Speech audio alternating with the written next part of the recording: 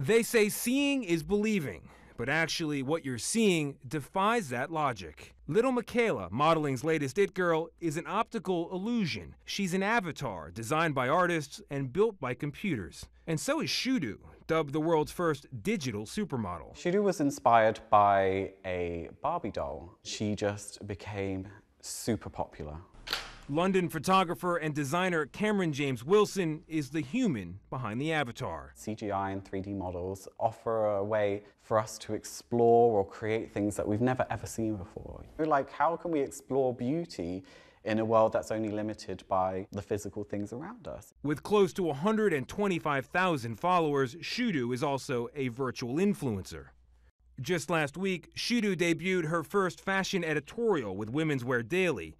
But Cameron says he or she were not paid like a human fashion model would be. We are blurring the lines between fiction and reality. Attorney David Polgar studies the ethics of technology and says the FTC needs to have guidelines for CGI influencers. The impetus is on the legislative branch to say maybe we need better transparency. There's been a lot of discussion about technology moving at a much faster pace than the law has been able to catch up. What do you think could go wrong with CGI models? If it is a fictional character that a consumer doesn't know if it's real, then to a large extent, that is actually not a person, that's just an extended brand. So I think what we would have to worry about is, should there be transparency that would be needed about the interaction with that brand? And Lil Mequila is a fast-growing brand. The AI model/musician has over 1.2 million followers and is growing as an influencer, sporting and promoting designer clothes.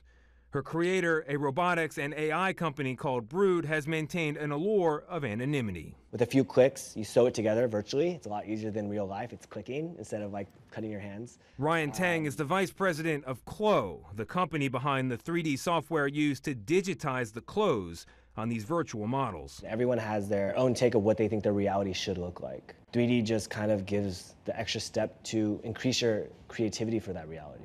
While CGI models is a first for their company, Tang says fashion has been blurring lines for years with digital garments. There's a lot of 3D going on that no one knows about. When a person goes online to shop for clothes, are the models real people and are the clothes real? So the person's real, but the garment isn't. So most of these websites you go to, you see this guy who has the same goofy face in different poses, but he's wearing multiple garments. That kind of answers your question. At what point does this cross over into lying? I don't feel like it's dishonest. I think it still does the job of what it was supposed to do. You're not getting a fake garment when it comes. And it's become a part of the supply chain that every company actually needs. I think this is the year when you'll start noticing that more people are utilizing those assets. So Shudu and Mequila are the beginning of something new. I think so. And they're going to be the leaders by far. They're the first to ever do what they're doing. They're not the last. They're not the last for sure. And Mequila has proven she's here to stay.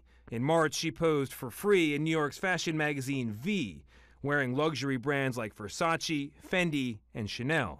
Mequila is just an interesting subject, and I think a really interesting conversation right now is again about the authenticity in this digital age. How much of what's out there, content-wise, is real? Associate editor Devin Barrett sees a bright future for virtual models. Brands ultimately want to be involved in an interesting story, in a story that gets traction. Otherwise, it's just product at the end of the day. As for Shudu's creator, he says his digital model is just the start of a new wave of CGI influencers. The influencers of today are changing.